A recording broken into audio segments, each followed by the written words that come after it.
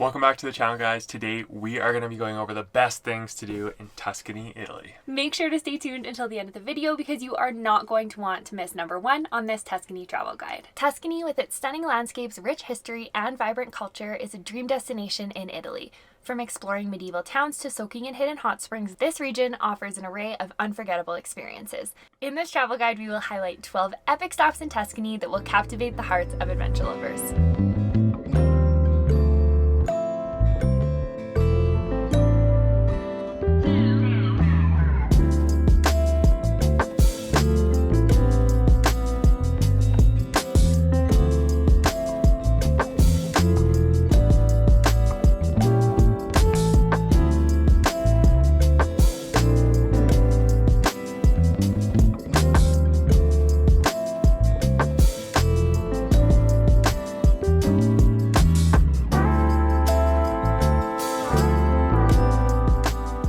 For those of you who don't know us, I'm David. I'm Kaylee. And we run a travel and adventure vlog called Made to Explore. We are passionate about activities that get you outside and off the beaten path. We've got a ton of hiking, adventure travel, and van life. So if you are into that, make sure to like this video and subscribe to our channel. We would love to have you around for all of our future videos. First up on our list is Pisa. Pisa is obviously known for the Leaning Tower, but it is also a beautiful place to visit, and it has some really nice streets and restaurants to check out while you're there. And we will put some of our favorite restaurants and the best places to visit during your time in Pisa up on the screen now. Number 11 on the list is Elba Island. This island is located just off the coast of Tuscany, and it's got some beautiful beaches, historic towns, diving, hiking, and it's just a really good little getaway. Here are some of our favorite places to eat and the best things to do on Elba Island. Number 10 on the list is Saturnia Hot Springs. These hot springs are absolutely stunning. You've probably seen pictures of this blue water, multiple tier hot spring online, and it really lives up to its name, although it does get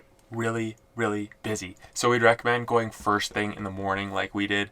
This is going to be the calmest time. There's a big parking lot, it's free to get into, and there's places to stay locally nearby. So if you want to do that option, we'd recommend it. Yeah, the only negatives beside the crowds to this hot springs is there are little red worms in the water that a lot of people freak out about.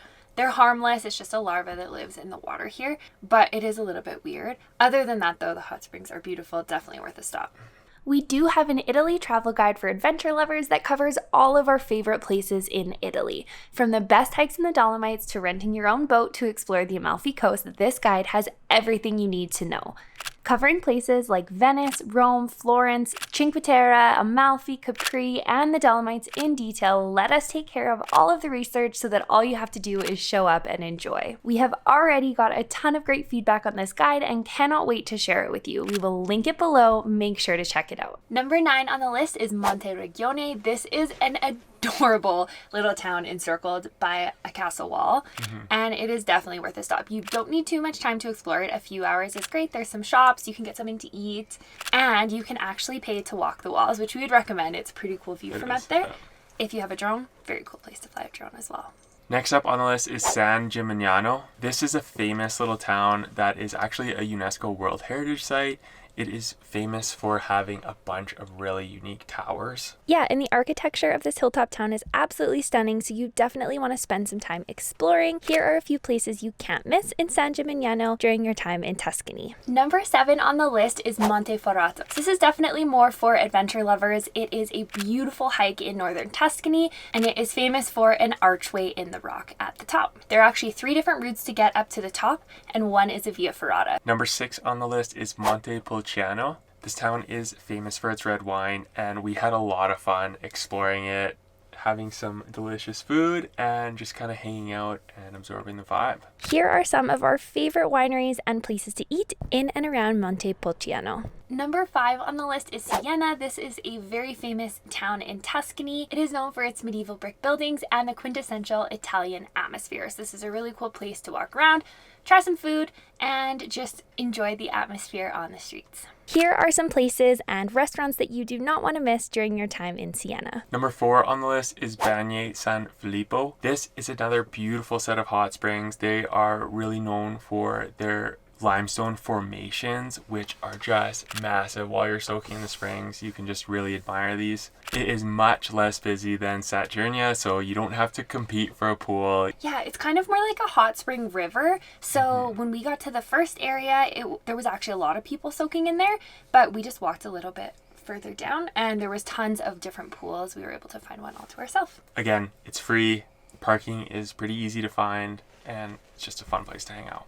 Number 3 on the list is Florence. This was one of our favorite cities in Italy, and it is a must-stop during your time in Tuscany. The architecture is incredible. Yeah, it's absolutely beautiful. Make sure to go to the Duomo. We actually stayed at an Airbnb right across from it, and we had a balcony with a view of the Duomo, so we will link that below. And we will also list a few of our favorite things to do and the best restaurants to add to your Florence itinerary. Next up on the list is Chianti. This region is obviously famous for their red wine. They offer walking tours, wine tours, biking tours, photography tours, and obviously you can taste a bunch of fantastic wine. Yeah, it is possible to take tours here from Florence, or you can stay in the area and tour around on your own. And number 1 on the list of the best things to do in Tuscany is to visit Val D'Orcia. This is probably what you think of when you envision Tuscany. It's the rolling hills, the cypress trees. You might recognize a lot of these landscapes from the movie Gladiator. It is absolutely gorgeous. There are a few pretty famous photo spots. You can also find photography tours and biking tours in Val D'Orcia. And the best way to get around here, actually the best way to get around in all of Tuscany in our opinion, is by car for sure. Here is a list of our favorite photo spots and places to eat in Val D'Orcia. Thank you guys for watching. I hope you enjoyed the video. If you found it useful, be sure to like and subscribe to the channel. And don't forget to check out our Italy travel guide. We will link it below. Thanks so much for watching. We will see you next week. Have a great trip to Tuscany.